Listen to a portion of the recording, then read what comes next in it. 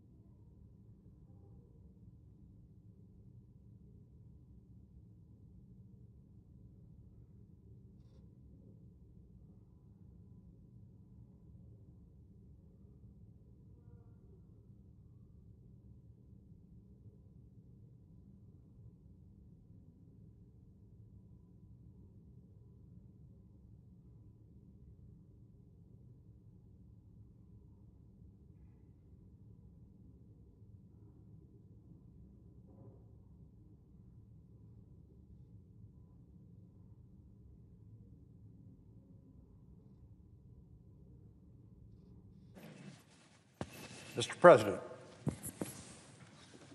The senator from Texas. Mr. President, are we in a quorum call? Yes, we are. I'd ask unanimous consent that the quorum call be dispensed with. Without objection. Well, Mr. President, since the real president, President Biden, was elected to office, the southern border, which my state shares a 1,200-mile common border with Mexico, that border has been absolutely overwhelmed by the number of migrants entering the United States. The United States is the most generous country in the world when it comes to legal immigration. We naturalize almost 1 million people. It is, I think, part of the secret to our economic success. We see the best and the brightest from all around the world want to come to America, want to enjoy the kind of prosperity that Americans enjoy and the freedom and opportunity to pursue their dreams. So legal immigration, I think, has been part of the secret sauce that has helped make our country great, and we need to protect that. Illegal immigration is a disaster. What's happening now on the border and has happened the last 2 years under the Biden administration has been nothing short of a humanitarian and public safety crisis. It's a little bit of a disappointment. It's more than a little bit of a disappointment when President Biden campaigned on the promise of policies that were sure to lead to this exact situation. But on one hand, he said, I want to be a uniter. I want to work together to solve our nation's problems. But then to see him completely abdicate the federal government's responsibility to control uncontrolled migration across the border is inexcusable. Once President Biden took office, his administration continued to send a clear message to the cartels, to the human smugglers, and to the migrants that our border was open. Oh, and don't forget the drug cartels who depend on an open border to sell their poison all across our country, taking the lives last year of 108,000 Americans alone. And some people have said, well, apparently every state's now a border state, and I think that's true, particularly when you see the epidemic of fentanyl so pervasive in all our communities. We're losing students in our high schools on a regular basis who think they're taking something like a, let's say a Xanax or a Percocet or something else, but it's laced with fentanyl and it kills them because only a very small piece of fentanyl can take your life. It's that powerful. Unfortunately, the administration is now trying to play catch up to its failures and abdication to provide security across our southern border. Last fiscal year, for the first time on record, annual border encounters reached nearly 2.4 million. And when I say border encounters, that does not count the so-called getaways, which is what the Border Patrol calls them, hundreds of thousands of people who don't turn themselves in claiming asylum. These are people who want to evade law enforcement, very likely involved either criminal activity, having a criminal record themselves, or perhaps just smuggling drugs into the United States. Those are the getaways. So the 2.4 million is a low number for the number of people that's come across the border in the last 2 years. And there's no indication that things are slowing down. I know that Vice President Harris, who was named the border czar for President Biden's administration, when she talks about immigration, she says, well, we need to get back to the root causes. And she talks to the president of Guatemala or Honduras or El Salvador and says, well, we need to make life better for people there so they don't come here, which is totally ignoring the scope and the gravity of the human smuggling networks that operate internationally. I mentioned this morning in the Judiciary Committee, where the presiding officer was Two, that Border Patrol regularly encounter people from as many as 150 different countries. So the fact is, the criminal organizations that make money on human smuggling will smuggle you from anywhere in the world, including countries of particular concern to us when it comes to terrorism, for a price. So where if you're coming from Central America or Mexico, it may cost you $5,000 or $10,000. If you're coming from Pakistan, Iraq, Iran, it may cost you $15,000. And it goes on and on and on and on. So Vice President Harris apparently doesn't understand what we're up against when she talks about root causes. People want to come here, and they'll pay to come here, and to evade a lawful system of controlled legal immigration, which, as I said, has been a good thing for our country in favor of transnational criminal organizations getting richer by the day, smuggling people from all around the world, along with the drugs that I mentioned earlier that took the lives of 108,000 Americans last year alone. In fiscal year 2018, we saw an average of 43,000 migrants at the border every month. That's 2018, 4 years ago, 43,000. Fiscal year 2022, fast forward 4 years, the monthly total has skyrocketed from 43,000 to 198,000 a month. We're seeing 4.5 times more people coming every single month, and not surprisingly, the Border Patrol can't keep up. And this is part of the strategy of these transnational criminal organizations. They will send children unaccompanied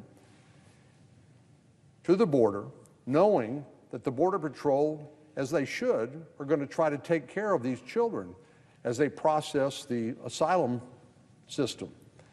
But what that means is they're not on the border when they're back filling out paperwork or changing diapers, and that's when the drug cartels come through.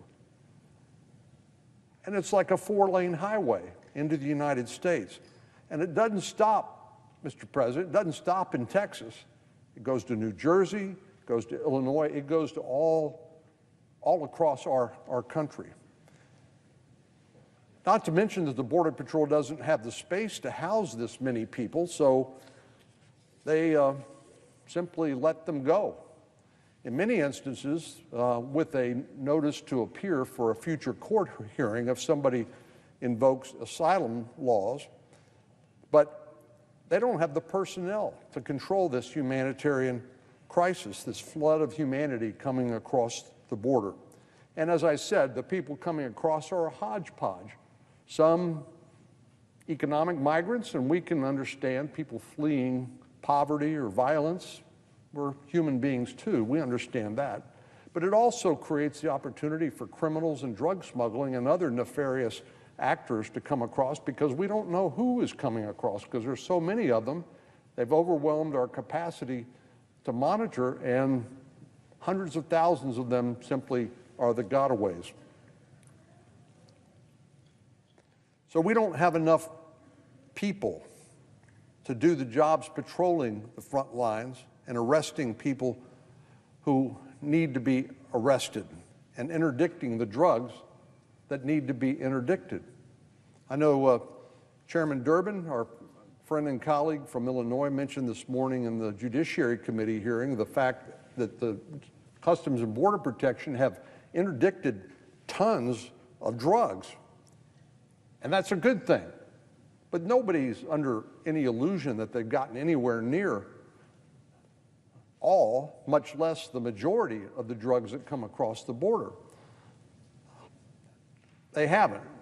And so this is, unfortunately, another manifestation of the broken policies of the Biden administration and the Biden border crisis. We don't have enough immigration courts to keep up with the backlog as people are released by the millions into the United States and told to appear for a court hearing. Last figures I saw showed that about half of the people didn't show up for their court hearing. But there's no effort made to follow up by Immigration and Customs Enforcement to repatriate those people who don't comply with their notice to appear. But honestly, there's millions of cases in the backlog, and the cartels know that too. And this is another way for them to game the system. And this is another incentive for people to come. You know, that Border Patrol talks about the push factors, violence, poverty, things that cause people to want to leave their home to go somewhere else. But they also talk about the pull factors, the perception that the border is open and there's no impediment to people coming here outside of our legal immigration system. That's another reason why the numbers are so huge, because there's simply no deterrence. And as I said, this isn't just a problem in Texas and other border states. My border communities don't have the resources to help each and every migrant who arrives penniless, malnourished, and maybe without any place to really go. So the truth is, the entire system is buckling under the weight of this border crisis. But if you think things are bad now, they're about to get worse. Earlier this week, a D.C. District Court judge vacated the Center for Disease Control Title 42 order. You'll remember Title 42 is a public safety order which empowered the Border Patrol to turn back people coming across the border into the United States, because infectious diseases can spread when people who haven't been vaccinated, who aren't tested, are released into the interior of the United States. And so this is a public health order that enabled the Border Patrol at least to use that tool to try to modulate the flow of humanity coming across the border. But a district judge here has vacated Title 42 now. The judge has granted a 5-week stay, giving the Department of Homeland Security until midnight on December the 21st to come up with a new plan. But this isn't a time to start scrambling and come up with a plan. It should have been happening years ago. I still remember meeting with the Border Patrol leadership and Customs and Border Protection, and they said when Title 42 goes away, if we are denied that tool to be able to control the flow of illegal immigration, we will lose control. There will be no disincentive for people not to come across the border in the United States illegally. Title 42 has been one of the few remaining tools that have been used to prevent even greater chaos than what I've described. And now, with it potentially, likely going away, even that tool will be lost. But of course, the administration has jettisoned almost every policy we had in place to secure the border and discourage migrants from undertaking the dangerous journey to our southern border.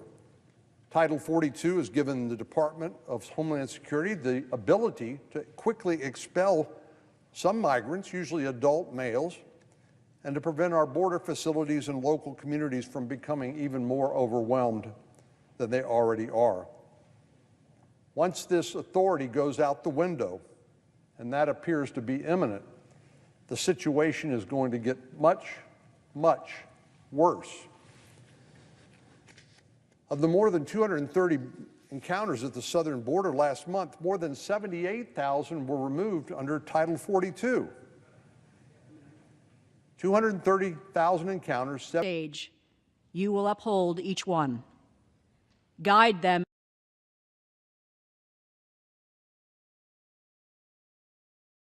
Called them to fulfill, and grant them wisdom to discern the way you would have them go.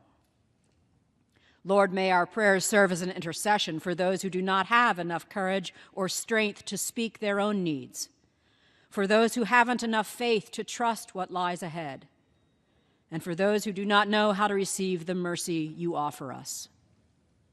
Then accept our offerings of thanksgiving to you for the bounty you lay before us, the gift to labor, to serve, and contribute our energies wherever you call us, but especially here in this, our nation's capital. May our words be good and pleasing to you as we pray them in your most holy name. Amen. Thank you. The chair has examined the journal of the last day's proceedings and announces to the House her approval thereof. Pursuant to Clause 1 of Rule 1, the journal stands approved. The Pledge of Allegiance will be led by the gentleman from South Carolina, Mr. Wilson. Everyone, including our guests in the gallery, please join in. I pledge allegiance to the flag of the United States of America and to the republic for which it stands, one nation, under God, indivisible, with liberty and justice for all. The chair will entertain up to 15 requests for 1-minute speeches on each side of the aisle. For this, does the gentlewoman from New Hampshire seek recognition? Without objection, the gentlewoman is recognized for 1 minute. Madam Speaker, I rise today to celebrate the passage of the Speak Out Act. As the co-chair of the bipartisan task force to end sexual violence, I've seen how perpetrators of workplace sexual assault and harassment hide behind non-disclosure agreements to sweep their heinous conduct under the rug. Let's remember that the vast majority of assault and harassment in the workplace goes unreported, and most perpetrators are never held accountable. It takes tremendous courage for survivors to come forward. I am so proud that under the leadership of Speaker Nancy Pelosi, this House overwhelmingly passed the Speak Out Act yesterday, and we have sent this common sense bipartisan bill to the President's desk. Thank you, and I yield back the balance of my time. For what purpose does the gentleman from Pennsylvania seek recognition? Madam Speaker, requesting unanimous consent to address the House for 1 minute. Without objection, the gentleman is recognized for 1 minute. Thank you, Madam Speaker. Madam Speaker, I rise today to recognize November as National Career Development Month. As co-chair of the bipartisan House Career and Technical Education Caucus, I was proud to introduce the National Career Development Month resolution last week with my CTE caucus co-chair and good friend, Congressman Jim Langevin. National Career Development Month raises awareness of future career opportunities and development programs for all individuals. A highly skilled workforce is a business's #1 asset and provides a competitive edge. National Career Development Month also is a time to recognize the professionals who guide learners to become leaders of tomorrow. Throughout the month, schools and businesses will have the chance to showcase different career paths that align with various interests and skills. These opportunities will better prepare students as they begin to enter the workforce. As we continue through National Career Development Month, I'd like to encourage employers, students, and workers of all ages to take advantage of career development, putting them in the driver's seat of their career. Thank you, Madam Speaker, and I yield back the balance of my time. And for what purpose does the gentleman from California seek recognition? Madam Speaker, I ask unanimous consent to address the House for 1 minute and to revise and extend my remarks. Without objection, the gentleman is recognized for 1 minute. Madam Speaker, I rise today in honor of Transgender Awareness Week. Trans Americans made history this year by running and winning in more elections than ever before. Breakthrough representations in media have led to historic numbers of transgender and non-binary characters on screen. In many ways, transgender Americans are more visible than ever. And at the same time, the trans community has been forced to withstand severe attacks. From laws that would strip fundamental rights to dehumanizing vitriol deployed by elected officials and public figures. These attacks treat trans people as threats to society rather than neighbors, parents, children, friends, and loved ones. There are more than 2 million people in the United States that identify as transgender or non-binary. Trans Americans exist in all walks of life, all across the country. This Transgender Week, I call on my colleagues to turn awareness into action. And to the trans community, you have allies in Congress. And let it be known that there's been no greater friend of trans people in this country or LGBTQ people than Speaker Nancy Pelosi. And we will not cease to fight, to protect, and advocate for our transgender siblings, not just this week, but all year long. Gentleman's time has expired. For what purpose does the gentleman from South Carolina seek recognition? Madam Speaker, I ask unanimous consent to address the House for 1 minute, revived, and extend my Without remarks. objection, the gentleman is recognized for 1 minute. Thank you, Madam Speaker. I am grateful to recognize the 2022 Army Congressional Fellow, Master Sergeant John Gardner, for his service to the 2nd District of South Carolina. His year-long service with the office is ending, and John will be missed. Not only has he been an indispensable coordinator and contributor to legislative goals, including the National Defense Authorization Act, but a valued team player. Including a combat tour on the front line of infantry medic in Iraq, John has held many leadership assignments throughout his 20-year decorated career in the Army, including most recently in the Defense Attaché Office of the American Embassy in Tashkent, Uzbekistan. John hails from Houston, Texas, has a master's degree from Colorado State, and holds 2 graduate degrees. His next assignment is in the Pentagon, where John will be a valued participant of Peace Through Strength. In conclusion, God bless our troops who successfully protected America for 20 years as the global war on terrorism continues, moving from the Afghanistan safe haven to America. Godspeed, Speaker Nancy Pelosi.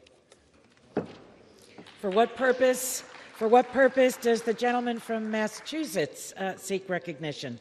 Madam Speaker, I ask unanimous consent to address the House for 1 minute. Without objection, the gentleman is recognized for 1 minute.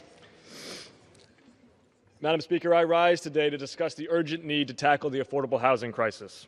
The cost of housing is the single biggest challenge facing the Commonwealth of Massachusetts. Last week, I hosted an affordable housing conference in Attleboro with my friend and colleague, Juana Matias, the HUD Regional Administrator for New England. We spoke with housing officials and developers across the district about the programs and funding available for affordable housing development. I reiterated my commitment to policies from zoning reform to LIHTC expansion to increase production of affordable housing. Expanding affordable housing is a multi-government effort that needs support on the federal, state, and local level. As the next Congress approaches, we must recommit ourselves to making housing more affordable for working families. I yield back.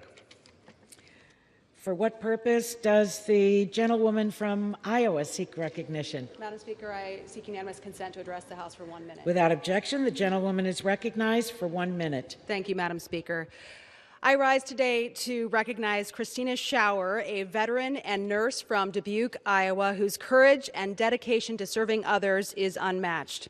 Christina served our country overseas as a combat medic in Iraq. Our veterans face immense challenges when returning home, and unfortunately, our women veterans are often afraid to speak up about their experiences. They may feel invisible or that their service wasn't worthy, and as a result, they may be less likely to seek the care that they have earned.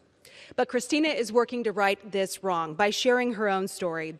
She has championed women veteran visibility, empowering her sisters in sacrifice to talk more about their service and seek the health care and the benefits they deserve. So, Christina, thank you for your service and for your commitment to empower women veterans. You are an inspiration to all of us. So I yield back the balance of my time. Thank you, Madam Speaker. For what purpose does the gentleman from Illinois seek recognition? Speaker, I ask unanimous consent to address the House for 1 minute and revise and extend. Without objection, the gentleman is recognized for 1 minute. Madam Speaker, I rise today to honor the life of my friend Karen Sutton, who recently passed away after a long, hard fight with cancer. Karen spent much of her life in Springfield and was a valued member of our community, always volunteering and attending events all the way up to a few weeks before she passed. After a long and successful career in data processing, Karen retired from the Illinois Department of Health in 2002. Karen spent much of her time in the bowling alley, playing in multiple leagues and eventually becoming the league secretary. Karen also enjoyed traveling to national Mustang shows where she won many awards. These shows, put on by the Mustang Club of America, allowed Karen to connect with a community of drivers from all over the nation whom she greatly valued. She was also praised for her hard work in helping the judging secretaries during these fun yet competitive events. I'm grateful to have known Karen and her husband Carol for many years, and I'm thankful for all of her work to make our community a better place to live. Karen is survived by her husband Carol, daughter Julie, and son Brent. My condolences to the entire Sutton family during this difficult time. Karen, may you rest in peace. Yield back. For what purpose does the gentleman from Mississippi seek recognition? Madam Speaker, I ask unanimous consent to address the House floor for 1 minute and to advise and extend my remarks. Without objection, the gentleman is recognized for 1 minute. Thank you. Madam Speaker, I rise today to honor the 100-year anniversary of the Mississippi Farm Bureau Federation. Mississippi Farm Bureau is the largest agricultural organization in the state and represents the social and economic interests of farmers, ranchers, and rural communities. Its statewide grassroots structure allows it to be an effective organization representing and promoting 17 commodities in Mississippi. The organization is a valuable resource on issues of importance to our farm families, and it works with federal and state lawmakers to advocate for these priorities. I look forward to continuing to work with Mississippi Farm Bureau on important agriculture issues in the future. May God bless our farmers, and may God continue to bless Mississippi Farm Bureau. Thank you, and I yield back. For what purpose does the gentleman from California seek recognition? Seeking unanimous consent to address the House for a minute, revise the state remarks. Without objection, the gentleman is recognized for 1 minute. Thank you, Madam Speaker. As I watch my home state of California go down in flames, literally, as we watch how we're running out of electricity, we're running out of water, our store shelves are having less and less food varieties available, our farmers being pushed out of business, our farm workers being pushed out of business. As we see all these things happen with mandates coming down the pike, requiring more and more electricity has to be renewable. What is the answer in California? Let's tear down some hydroelectric dams in my district and Mr. Bentz's district. Let's tear them down. We're going to lose green power. We'll do it over the objections of the people that live there and have objected by over 70% to the removal of these dams, all for an unproven environmental benefit. So enjoy that even less electricity, enjoy even less food grown in my district and Mr. Bentz's district, enjoy even more of the crisis that is facing us in rural California, rural America, and on our store shelves and in our electrical wires, due to even more unfounded environmental rules being forced upon us to tear out perfectly good hydroelectric dams. Thanks one hell of a lot. For what purpose does the gentleman from gentlewoman from North Carolina seek recognition? I ask unanimous consent to address the House, Madam Speaker. Without objection, the gentlewoman is recognized for 1 minute. Thank you, Madam Speaker. Madam Speaker, I rise to recognize Randy Whittington, Gary Foster, Angela Rogers, and Joey Haney of the Retail Solutions Group in Wilkesboro, North Carolina. I was proud to join them recently at a ribbon-cutting ceremony for their 4th and largest warehouse. In the last few years, Retail Solutions Group has grown from fewer than 8 employees to now over 200. This is a magnificent accomplishment. Madam Speaker, North Carolina remains a hub for entrepreneurship and innovation, thanks to people such as Randy, Gary, Angela, and Joey. Congratulations to Retail Solutions Group on this new and exciting chapter. I look forward to hearing more about the strides you will make in the days and months ahead. I yield back. For what purpose does the gentleman from Pennsylvania seek recognition? Speaker, I request unanimous consent to address the House for 1 minute. Without objection, the gentleman is recognized for 1 minute. Madam Speaker, as we here in the House and our country come near the close of 2022, the United States has gone through the worst year on our record for illegal border crossings. Meanwhile, we have a Homeland Security Secretary that tells us regularly that the border is secure. Just this last month, over 230,000 illegals have crossed that we know of. Along with this, gasoline prices are over $4 a gallon again, and the cost of Thanksgiving for most families will be over 20% what it was last year. This has been a troubling year. America needs a new course. This House needs a new course, a new direction, and new priorities that strengthen America and Americans. I yield back. Gentleman yields back. For what purpose does the gentlewoman from California seek recognition? Madam Speaker, I ask unanimous consent to address the House for 1 minute. Without objection, the gentlewoman is recognized for 1 minute. Thank you, Madam Speaker. Madam Speaker, as we gather here, we stand on sacred ground, the chamber of the United States House of Representatives, the heart of American democracy. I will never forget the first time I saw the Capitol. It was on a cold January day when I was 6 years old. My father, Thomas D'Alessandro Jr., was about to be sworn in for his 5th term in Congress, representing our beloved hometown of Baltimore. I was riding the car with my brothers, and they were thrilled and jumping up and down and saying to me, Nancy, look, there's the Capitol. And every time I'd say, I don't see any Capitol. Is it a capital A, a capital B, or a capital C? And finally, I saw it. A stunning white building with a magnificent dome. I believed then, as I believe today, this is the most beautiful building in the world because of what it represents. The Capitol is a temple of our democracy, of our Constitution, of our highest ideals. On that day,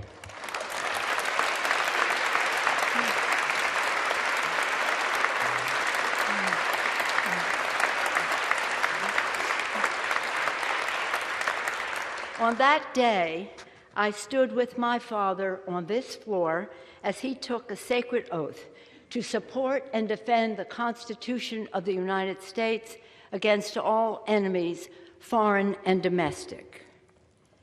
All of us who have served in this House have taken the hallowed oath of office, and it is the oath that stitches us together in a long and storied heritage. Colleagues who served before us are all our colleagues.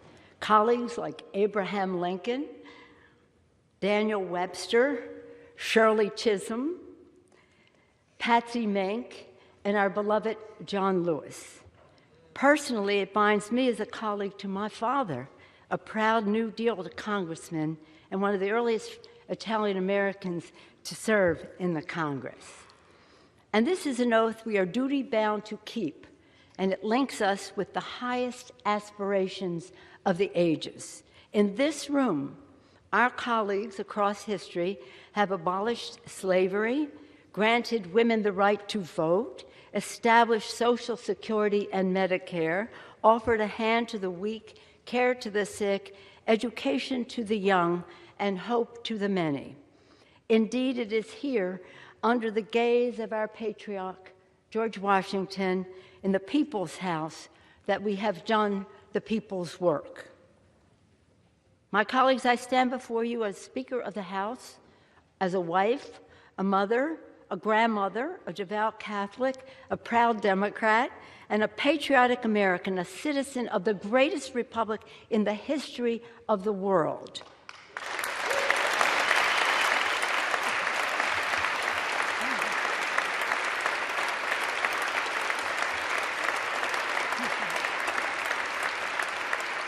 Which President Lincoln called the last best hope on earth. Indeed, in the words attributed to another Daniel Webster, he said, "Hold on, my friends, to the Constitution of your country and the government established under it. Miracles do not cluster.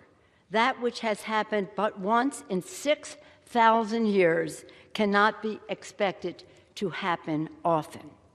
Indeed, American democracy is majestic, but it is fragile. Many of us here have witnessed its fragility firsthand, tragically, in this chamber. And so democracy must be forever defended from forces that wish it harm. Last week, the American people spoke, and their voices were raised in defense of liberty, of the rule of law, and of democracy itself.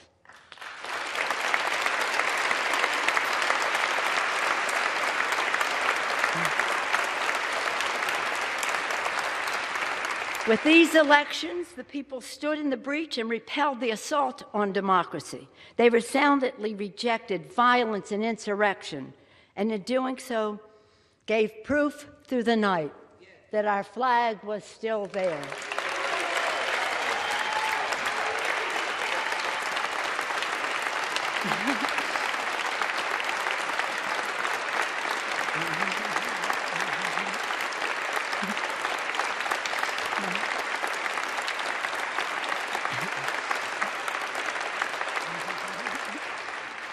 And now we owe to the American people our very best to deliver on their faith, to forever reach for the more perfect union, the glorious horizon that our founders promised.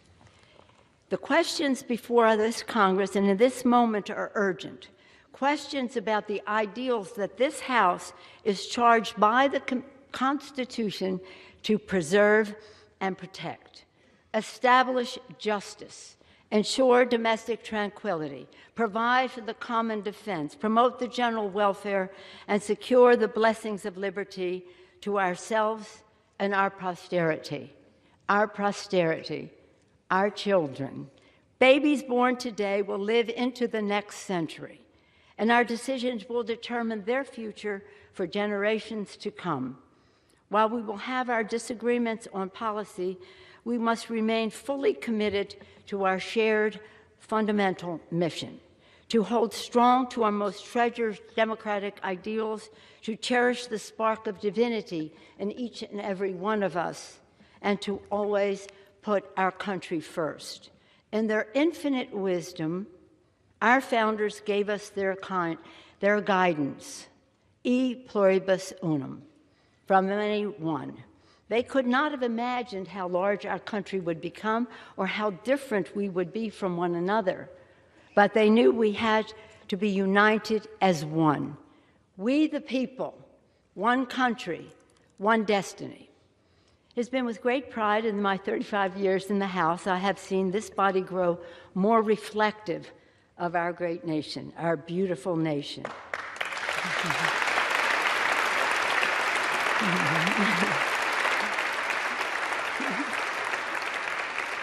When I came to the Congress in 1987, there were 12 Democratic women. Now there are over 90, and we want more.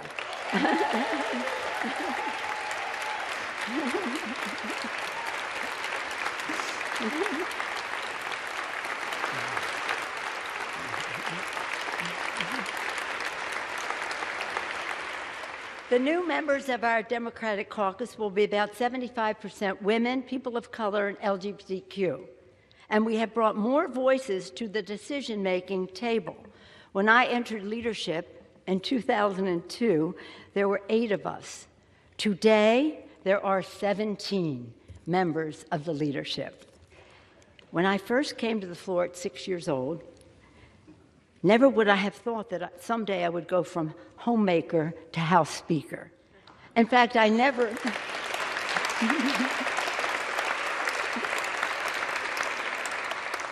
fact, I never intended to run for public office. Mommy and Daddy taught us through their example that public service is a noble calling and that we all have a responsibility to help others. In our family, my brother Tommy then became mayor of Baltimore also.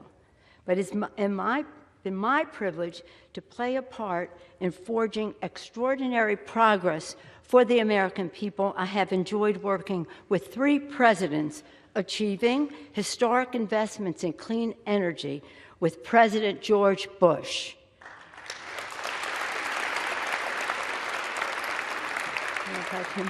Transformative health care reform with President Barack Obama.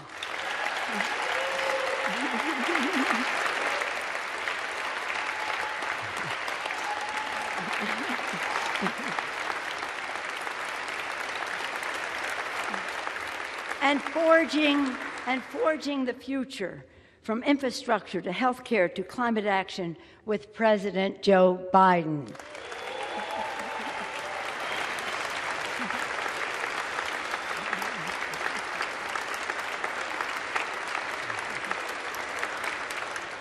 Now we must move boldly into the future, grounded by the principles that have propelled us this far and open to fresh possibilities for the future. Scripture teaches us that for everything there is a season, a time for every purpose under heaven.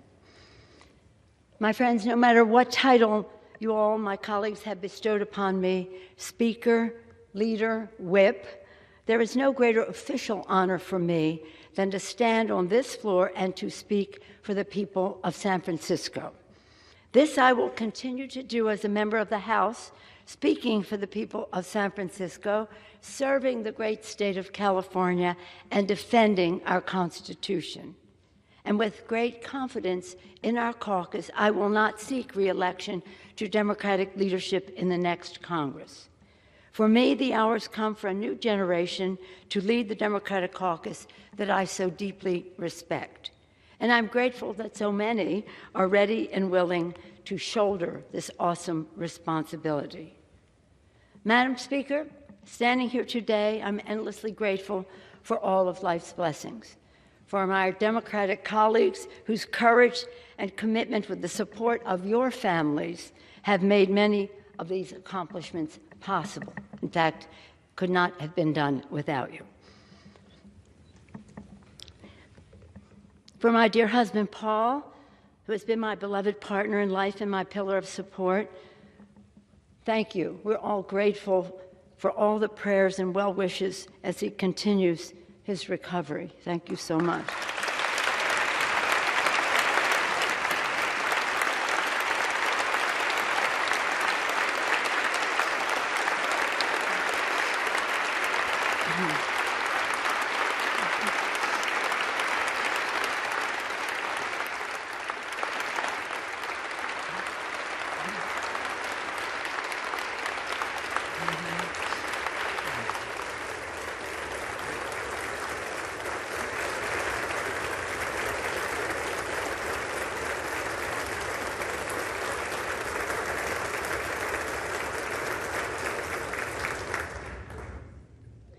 For our darling children, Nancy, Corinne, Christine, Jacqueline, Paul, and Alexandra, and our grandchildren, Alexander and Madeline, Liam, Sean, and Ryan, Paul and Thomas, Bella and Octavio, they are the joys of our lives for whom and we are so very, very proud of them and a comfort to us at this time.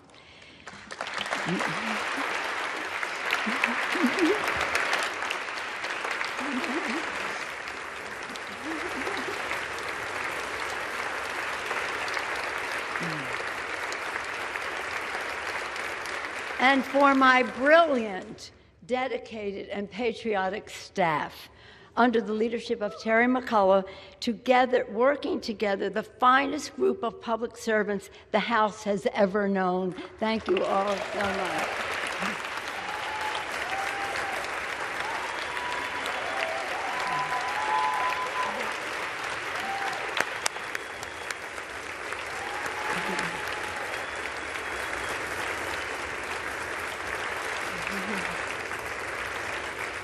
And again, for those who sent me here, for the people of San Francisco, for entrusting me with the high honor of being their voice in Congress. In this continued work, I will strive to honor the call of the patron saint of our city, St. Francis.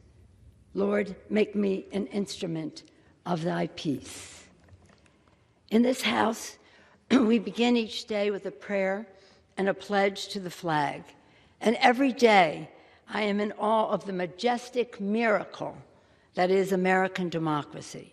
As we participate in a hallmark of our republic, the peaceful, orderly transition from one Congress to the next, let us consider the words of, again, President Lincoln, spoken during one of America's darkest hours. He called upon us to come together, to swell the chorus of the Union, when once again touched, as surely they will be, by the better angels of our nature. That again is the task at hand. A new day is dawning on the horizon, and I look forward, always forward, to the unfolding story of our nation, a story of light and love, of patriotism and progress, of many becoming one, and always an unfinished mission to make the dreams of today the reality of tomorrow. Thank you all. May God bless you and your families, and may God continue to bless our veterans and the United States of America. Thank you all so much.